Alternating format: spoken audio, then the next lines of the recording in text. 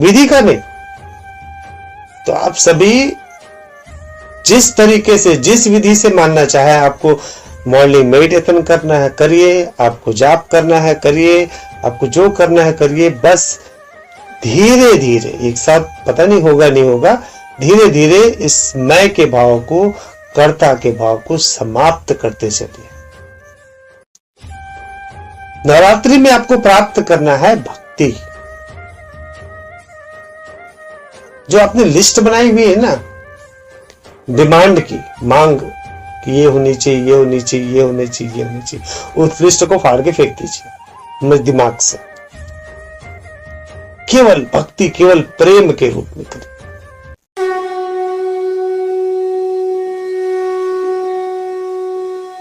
आज हम चर्चा करते हैं नवरात्रि किस प्रकार से मनाना चाहिए। ये 9 दिन का उत्सव है, हम कई सालों से मनाते आए, अलग अलग तरीकों से भी। किसी ने कुछ तरीका बतलाया, हमें लगा कि कुछ नवीन है, कुछ नया है, और फिर हमें आनंद आने लगा। फिर धीरे धीरे वो भी कंडीशनिंग हो गया, वहां से भी आनंद विलुप्त हो गया। तो क्या तरीका अपनाना चाहिए कि हम महोत्सव का आनंद ले सके। आप लोगों के पास यादें होंगी, मेमोरी होगी।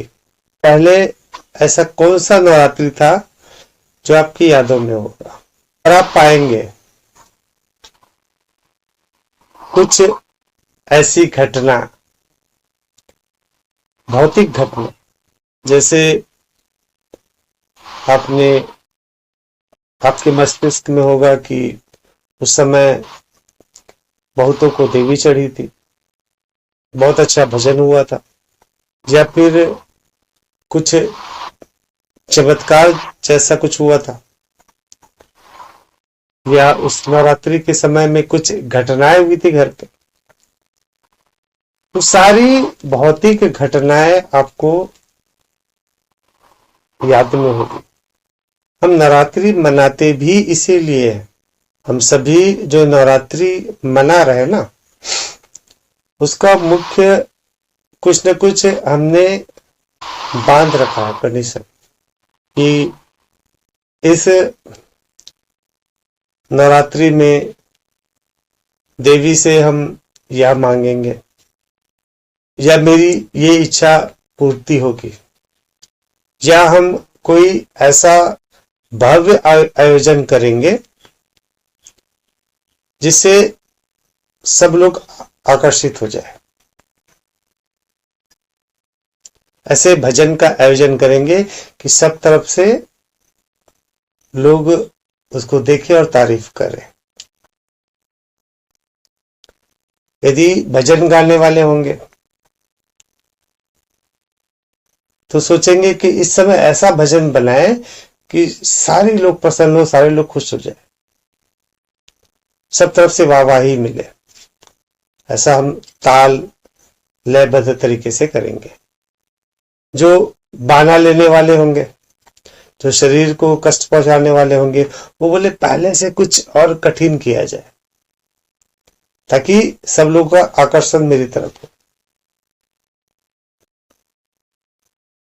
जिनको देवियां आती है वो भी पहले से प्लान करेगी कि इस समय जो देवी आएगी तो मैं इस कलर की साड़ी पहनूंगी। उनकी साड़ी भी फिक्स होगी, पहले से निर्धारित करके रखेंगे। जो उपवास रहते हैं उनका पूरा चार्ट तैयार होगा कि पहले दिन नवरात्रि होगी तो ये चीज खाना है। वो पहले से व्यवस्था करके रखेंगे कि घर में सेब ला के रखा जाए, मूंगफली ला के रखा जाए, मिठाई ला के रखा जाए, शाम के भोग के लिए फलाहार वगैरह ला के रखा जाए, पहले से पूरी तैयारी। और ऐसा होना चाहिए कि प्रतिदिन अलग अलग हो। बोले हम रोज ये खा रहे हैं, आज हम दूसरा वाला ये खाएंगे, तीसरे दिन ये, और सुबह ही शाम की प्लानिंग शुरू हो जाती है। नवरात्रि मना क्यों रहे हैं? लोगों का चित्त, लोगों का ध्यान केवल और केवल इन्हीं घटनाओं पर होता है, चमत्कारों पर होता है, भजनों पर होता है। वो इंतजार करते हैं कि भजन चल रहा है, अब यहां पे देवी आएगी, देवी चढ़ेगी।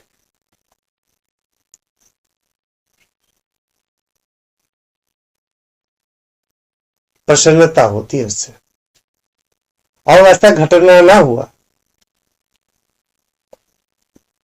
तो फिर लगता है कि कुछ कमी रह गई है, कुछ तो गड़बड़ है आज इस प्रोग्राम में।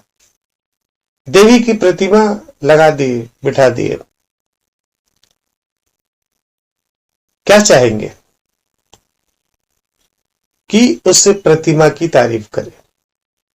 आप लालायित रहेंगे कि उस मूर्ति का रेट बताने के लिए, कि लोग कहे बहुत अच्छी मूर्ति, कितने की है। इसमें भक्ति कहां पे है? आप 9 दिन का तप कर रहे हो, 9 दिन का ध्यान कर रहे हो। मैंने पहले ही बताया आपको, पार होने के लिए तत्क्षण पल की देर होती है, कोई दूरी है ही नहीं। आपके पास तो 9 दिन, आपने 9 दिन के तप की तैयारी कर रखी है। 9 दिन बहुत होते हैं, नाना प्रकार के आप यत्न कर रहे हैं उस तप के लिए। उपवास रखना 9 दिन तक, फलाहार रहना, या 9 दिन तक जगह जगह जाकर भजन गाना, भजन सुनना, समय निकालकर,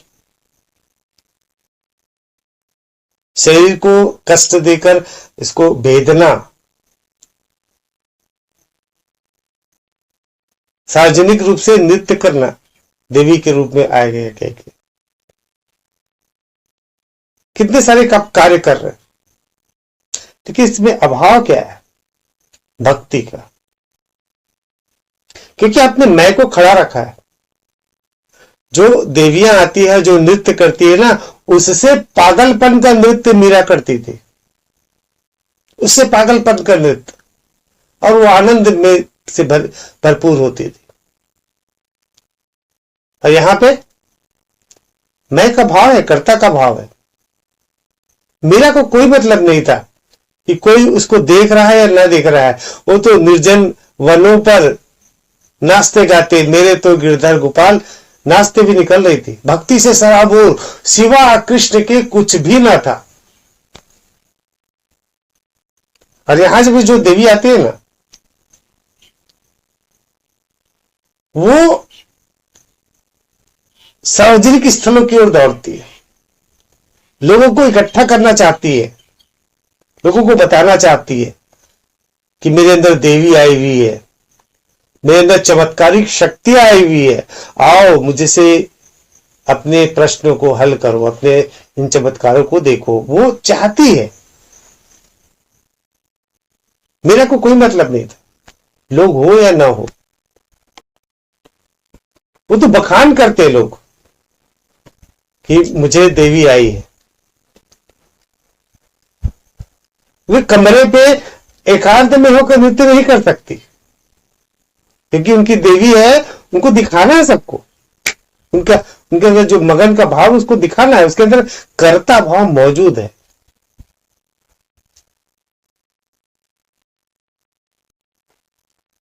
जो शरीर को भेदते हैं ना, उनको कहा जाए ठीक है आपके अंदर भक्ति है, अब इसको सार्वजनिक मत करिए, कमरे पे बैठ जाइए और अपने शरीर को भेद दीजिए, अपने किसी को बताइए मत।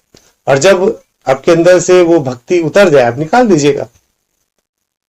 आपको सार्वजनिक होने की क्या आवश्यकता है? क्योंकि उसको दिखाना है, मैं का भाव मौजूद है, मैं कर रहा हूं, मेरे अंदर है, ये कार्य हो रहा है।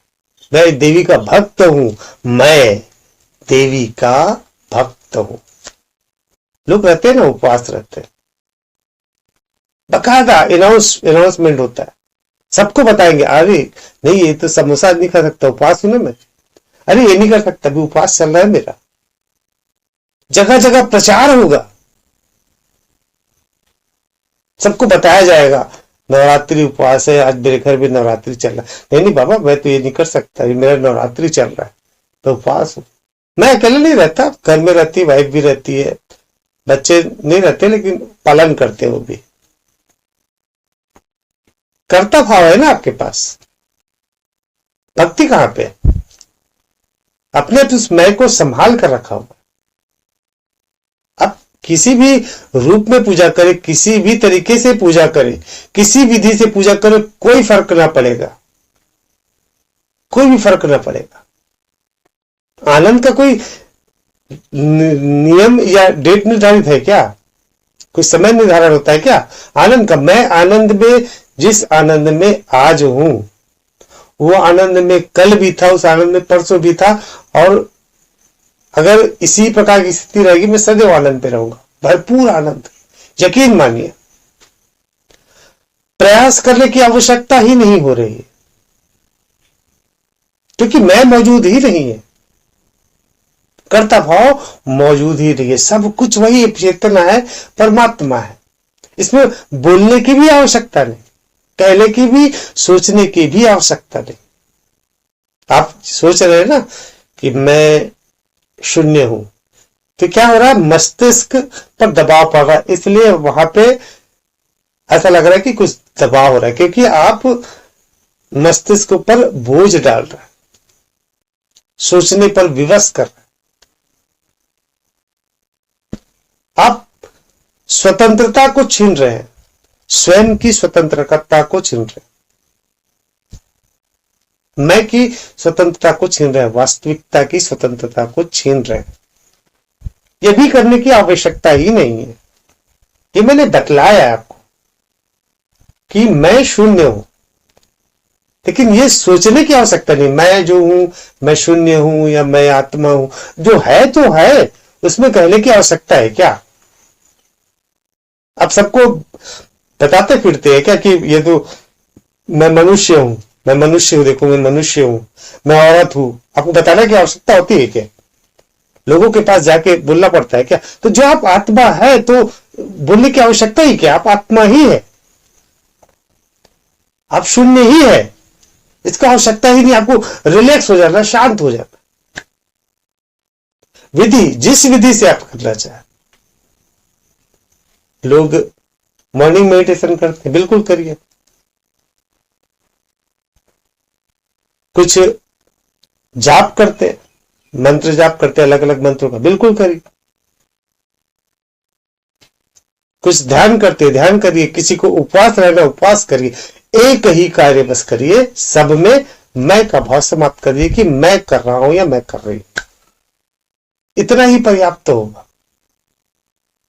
परमात्मा कहां नहीं है, परमात्मा कब नहीं है, बिना चेतना के इस ब्रह्मांड का अस्तित्व ही नहीं होगा।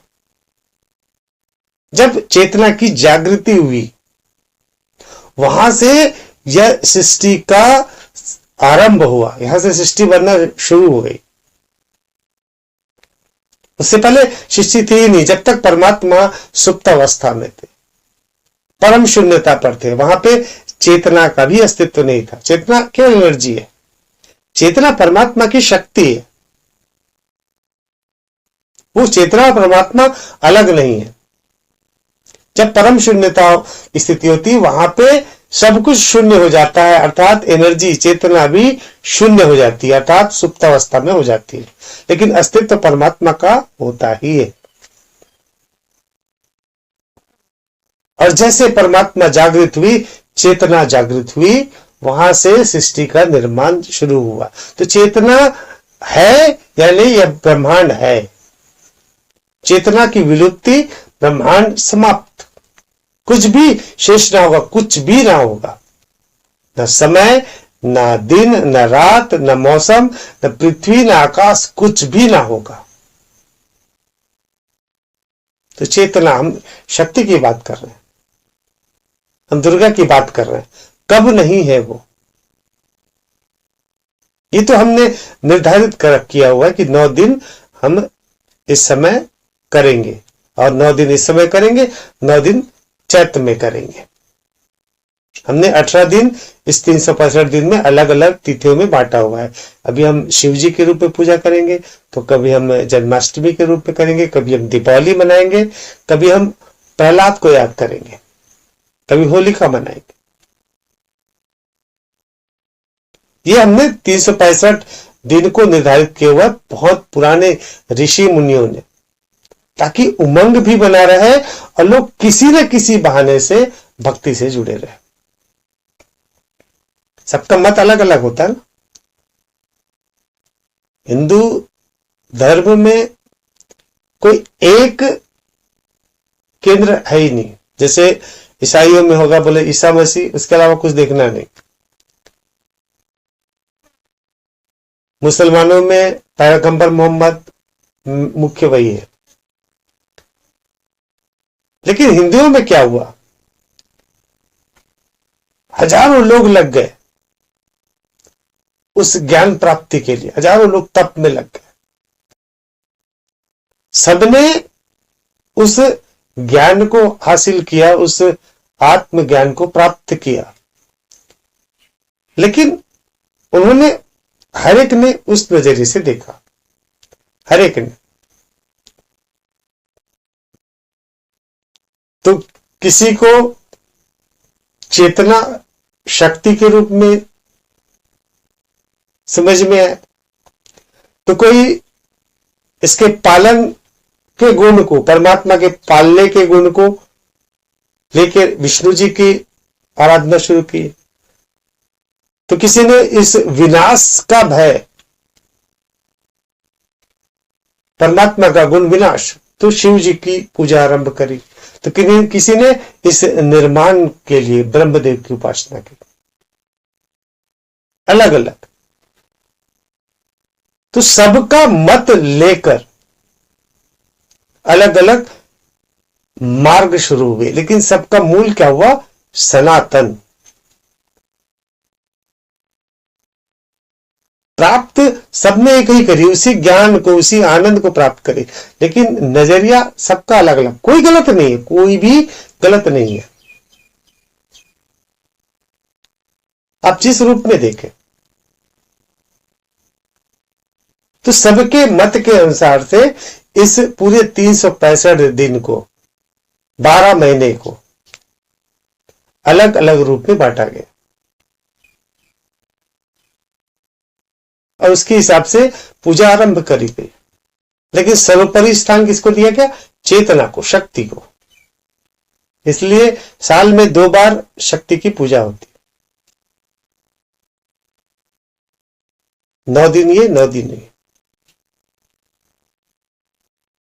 और वहां में भी देवी के अलग अलग कार्यों को पूरे 9 दिन में बांट दिया गया। कल ही मैंने बताया, मां शैलपुत्री, उनका कार्य क्या था, हिमालय की पुत्री के रूप में जन्म लेना और बड़ा होना, केवल इतना ही कार्य उनका। देवी के कार्य जो कहानियां बनी है। ब्रह्मचारिणी का कार्य क्या था, जब बड़ी हो गई तो उनको तप करके शिव जी को प्रसन्न करना। ब्रह्मचारिणी, मां ब्रह्मचारिणी का इतना कार्य। मां चंद्रघंटा का कार्य क्या हुआ कि शिव जी के प्रसन्न होने के पश्चात विवाह किए, और विवाह के पश्चात उन्होंने अर्धचंद्र के मुकुट को, घंटा के आकार के मुकुट को धारण किया कि अब उनका विवाह हो गया। स्कंद माता का क्या हुआ कि उन्होंने भगवान कार्तिकेय को जन्म दिया। तो सब उनके ही कार्य को, उनकी ही वही जो कहानियां भी अगर लेंगे, तो माता पार्वती के जीवन को अलग अलग खंड में विभाजित कर दिया गया। ये कार्य हुआ, जन्म हुआ से यहां तक का, चलो ये देवी होगी, इनका ये रूप हो गया, इनका ये रूप हो गया, इनका ये रूप हो गया, इनके ये रूप हो गया।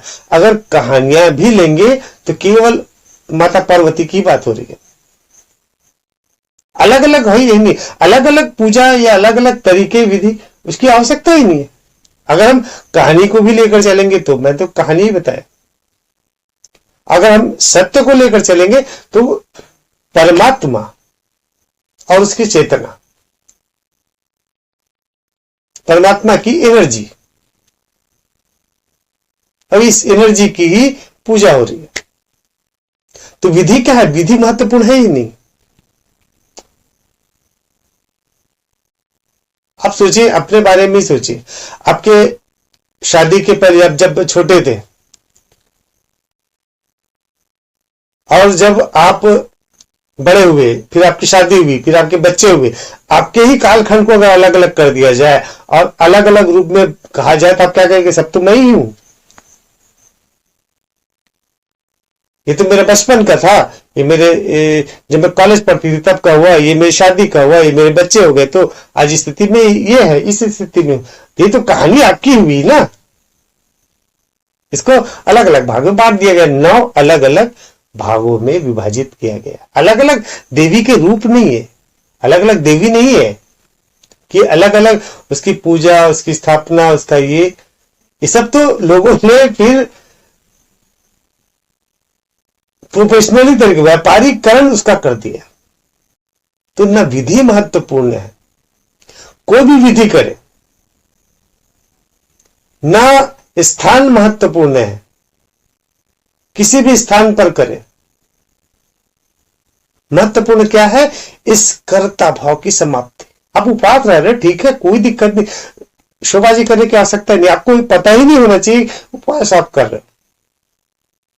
सब कुछ तो चेतना का ही है, सब कुछ परमात्मा ही तो है, ये शरीर भी परमात्मा ही है। मैं क्या कर रहा हूं? कुछ भी ना कर रहा हूं।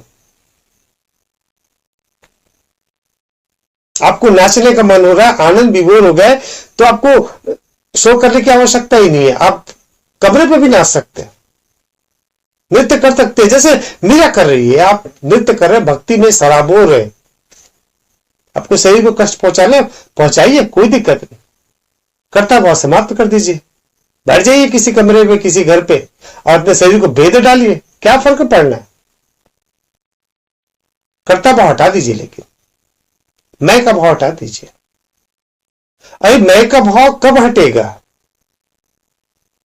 मैं का भाव तब ही हटेगा जब हमारी पुरानी मान्यताएं जो हमारे मस्तिष्क पर बैठी हुई है उससे कंपेयर करते रहेंगे, तो उससे तुलना करते रहेंगे, तो दिक्कत वहां पे पैदा हो जाती। एक भय रहता है, अरे अगर हम ऐसा ना करें तो हमारे साथ कैसा होगा? आपने पकड़ा हुआ है मैं को, मेरे साथ कुछ गलत हो जाएगा, एक नहीं करे तो ऐसा हो जाएगा। ये जो भय है ना, भय की वजह से आप कर रहे हो, भक्ति थोड़ी ना कर रहे हो। नवरात्रि में पाना क्या है? आपको केवल भक्ति पाना है, आत्मज्ञान पाना है, उस चेतन स्वरूप का आनंद लेना है। तो आनंद लेने के लिए किसी बंधन की आवश्यकता है क्या? मैं किसी विधि को नहीं मानता, न ही किसी विधि का विरोध भी करता हूं। मैं किसी भी विधि को गलत नहीं कहता, न ही किसी विधि को मैं कहता हूं कि आप यही करो। पूर्ण स्वतंत्रता की बात कहता हूं मैं, पूर्ण स्वतंत्रता की। आपके यहां मनाई जाती है दुर्गा, वहां पे मांस मछली दूर रखा जाता है कि देवी पवित्रता है, यहाँ पे मांस मछली नहीं होनी चाहिए, ठीक है। वही बंगाल में बकायदा मछली प्रसाद के रूप में चढ़ाई जाती है, बकायदा वहां पे मांस वगैरह जो बना के वहां पे नॉनवेज वगैरह चढ़ाया जाता है माँ दुर्गा को। अब तीसरी तरफ देखिए, अमेरिका में, यूरोप में, वहां पे नवरात्रि मनाई नहीं जाती, लेकिन चेतना वहां भी है, चेतना वहां भी कार्य कर रही, वहां भी लोग जीवित है, वहां भी ब्रह्मांड है। बंगाल में भी ब्रह्मांड है और आपके जो एरिया है वहां भी ब्रह्मांड है। तो किस विधि को आप कहेंगे कि सही है, किस विधि को कहेंगे कि आप गलत है? वहां भी चेतना की मौजूदगी है, वहां भी जीवन है, वहां भी पृथ्वी है, वहां भी सूर्य का प्रकाश आता है, वहां भी बारिश होती है, यहां भी हो रही है। किस विधि को कहेंगे कि आप सही है, किस विधि को कहेंगे कि ये विधि गलत है? तो विधि के फेर में क्यों पड़ रहे हैं? दिन के फेर में क्यों पड़ रहे हैं कि आज पहला दिन है तो आज ये करना है, दूसरा दिन है ये करना है, पंचमी है तो आज खास पूजा होनी चाहिए, अष्टमी है तो ये होनी चाहिए। ये तो आपने बांध के रखा है, करिए, ठीक है, कोई फर्क ना पड़ेगा किसी विधि को अपना के कर रहे, बस केवल कर्ता भाव हटा देंगे, पर्याप्त है। पूर्ण स्वतंत्रता आवश्यक है।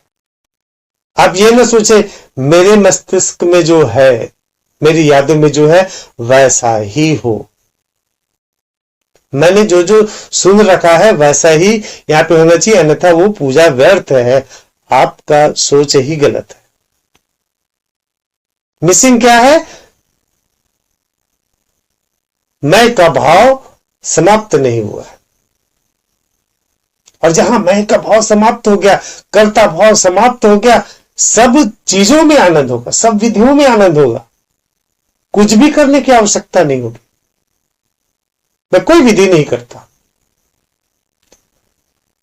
कोई भी विधि मुझे बांध नहीं सकती, और मैं सभी विधियों को करता हूं। अभी दो अलग अलग बातें हो गई। मैं कोई विधि को नहीं करता, अर्थात जो चेतना है, आत्मा है, इसको कोई सरोकार ही नहीं है, और जो शरीर है उसको परिस्थितिवश जो भी करना पड़ा, उसके मम्मी बोल दिए, उसके पापा बोल दिए, या भाई बहन बोल दिए, ये करना, करो, कोई फर्क ना पड़ेगा। मैं किसी बंधन में नहीं हूं, ना किसी चीज को पकड़ने का लालच है, ना किसी छोड़ने का दुख है, ना किसी चीज को पकड़ा हूं, ना किसी चीज को छोड़ा।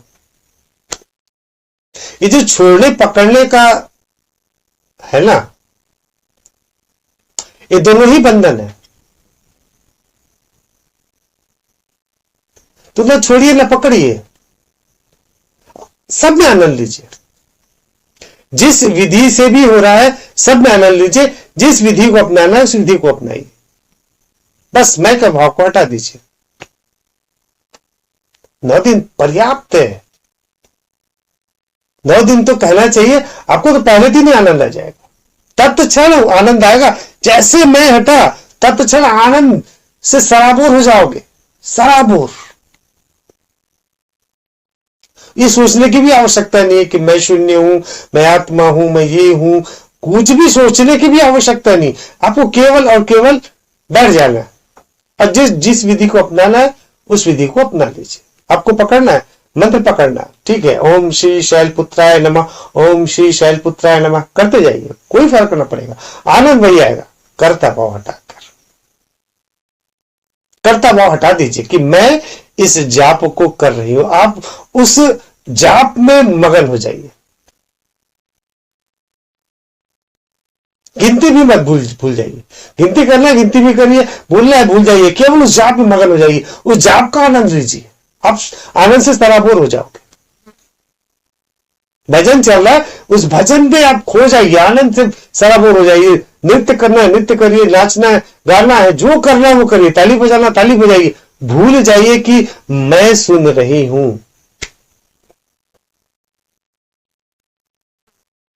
मॉर्निंग मेडिटेशन करना है बिल्कुल करिए, ये जाप करना है बिल्कुल करिए,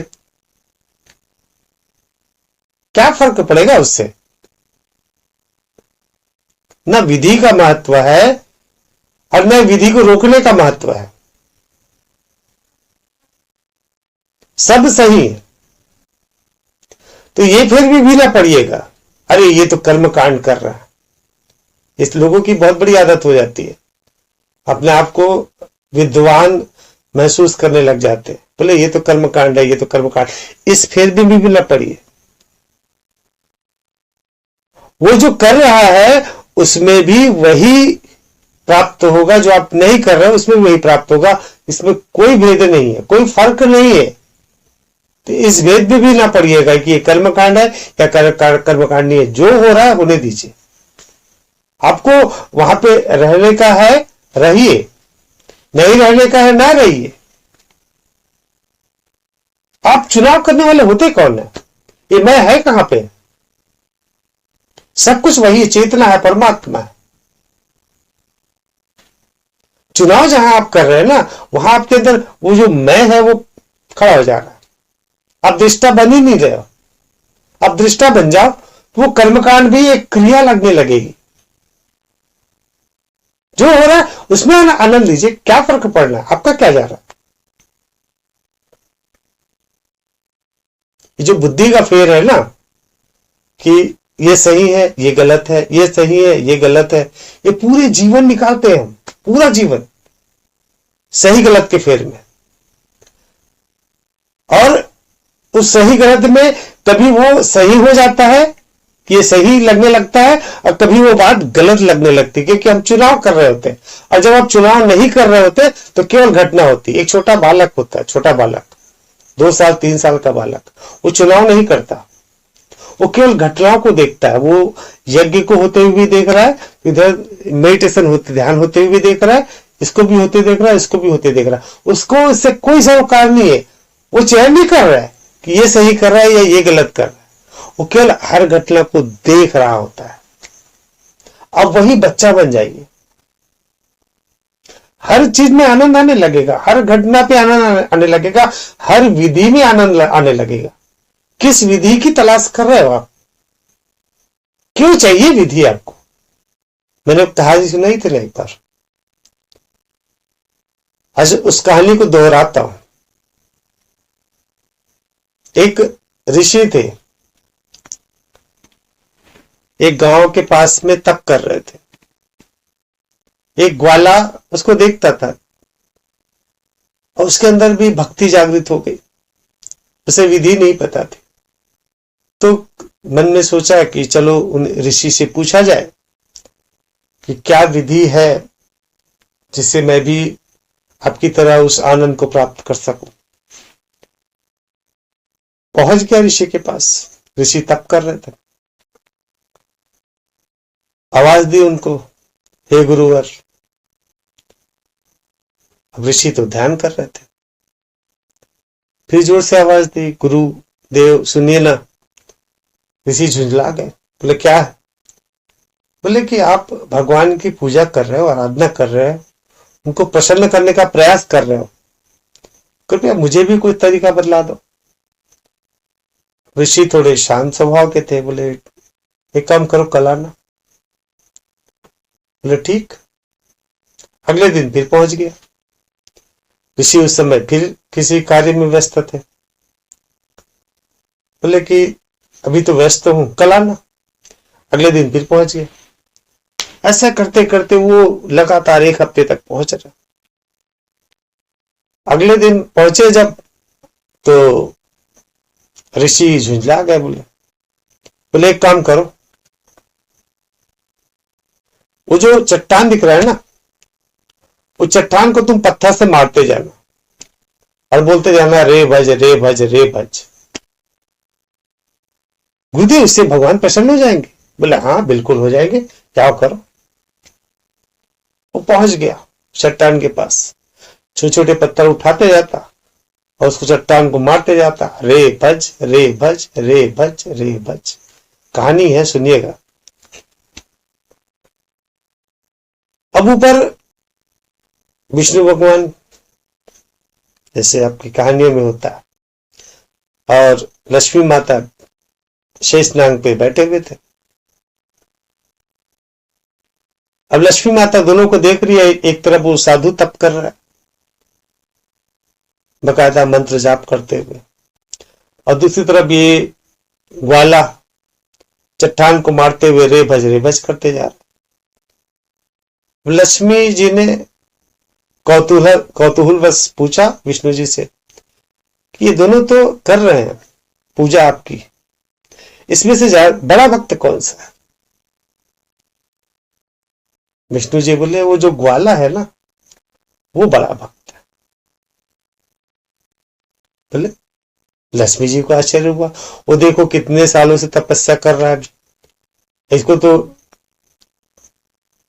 10-12 दिन ही हुआ होंगे, और बकायदा मंत्र से ओम नमो भगवते वासुदेवाय और नाना प्रकार के पुष्प वगैरह सब विधिया पूर्वक कर रहा है, और ये तो कुछ भी नहीं कर रहा है, केवल रे भज कर रहा है। आप कह रहे हो कि ये बड़ा भक्त है? बोले हाँ। बोले मैं ऐसे नहीं मान सकती, मैं उसकी परीक्षा लूंगी। ठीक है, ले लो, चलो चलते हैं। नीचे उतरे। लक्ष्मी माता बोली कि आप साथ में मत चलो। आप क्या इशारा कर दोगे और फिर वो मेरे प्रश्न का उत्तर दे देगा, तो फिर आप अपने आप को सिद्ध कर दोगे सही हूं कह के। अब एक काम करो, इस पेड़ के पीछे छुप जाओ। लक्ष्मी माता गई वहां पे रूप बदल कर, उस ग्वाले से पूछती है क्या कर रहे हो। अब वो तो लगा हुआ था, मगन था, रे भज रे भज रे भज ये करते लगा हुआ था। और उसको फिर बोलती है लक्ष्मी माता क्या कर क्या रहे हो बताओ सही। अब वो झुझला गया, ग्वाला था गांव का, बोला तेरे खसम को याद कर रहा हूं।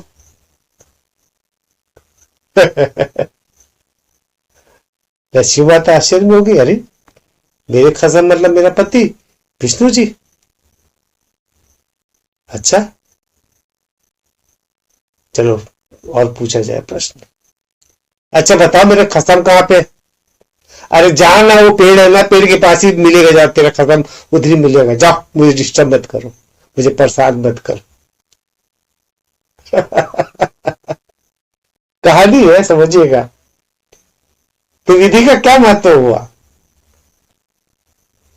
विधि क्यों चाहिए।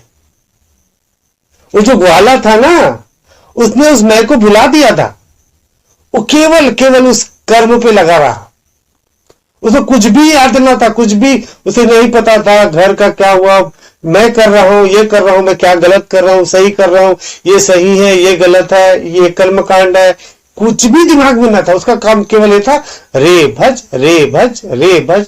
और इधर बकायदा साधु लगे हुए थे, ये मंत्र का करना है 108 बार, फिर इसके बाद ये पुष्प चढ़ाना है, तो फिर ये करना है, तो फिर वो करना है, तो फिर वो करना है।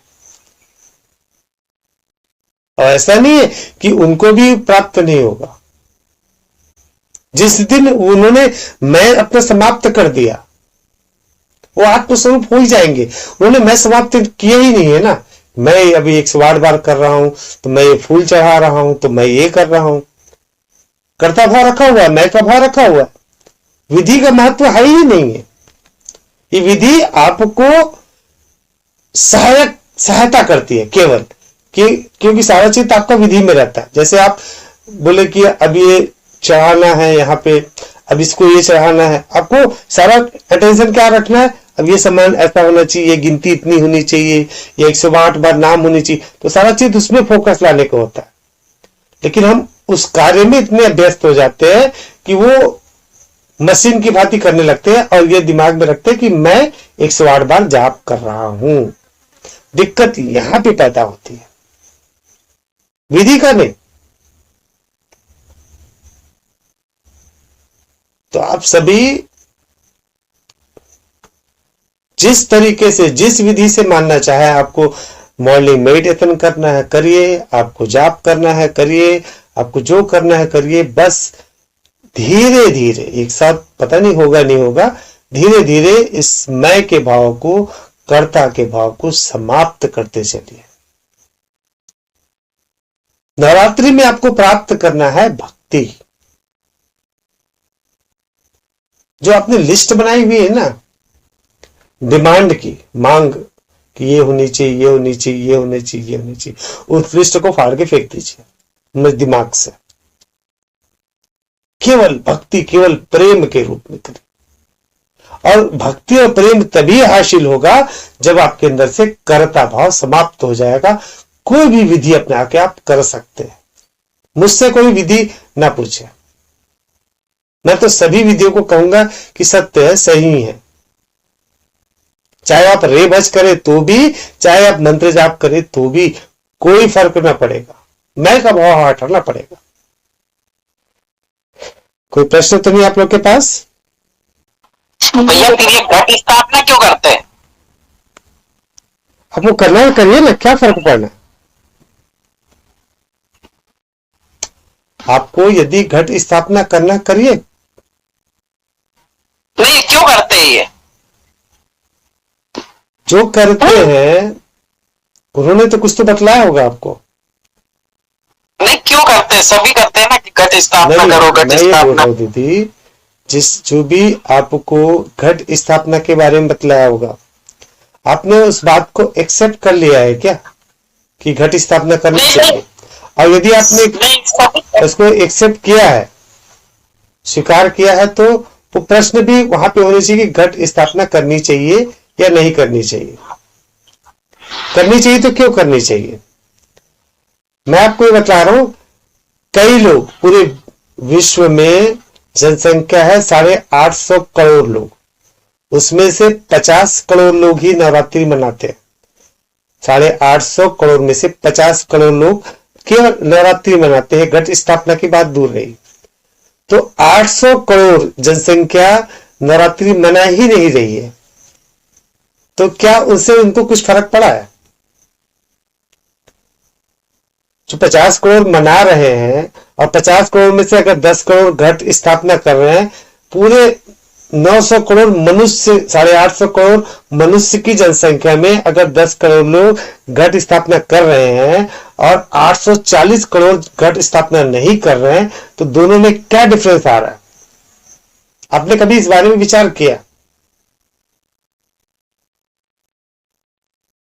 कभी सोचा है कि ऐसा क्या हो गया कि वो लोग घट स्थापना नहीं करते, तब भी उनका जीवन चल रहा है, तब भी उनकी सांसें चल रही है?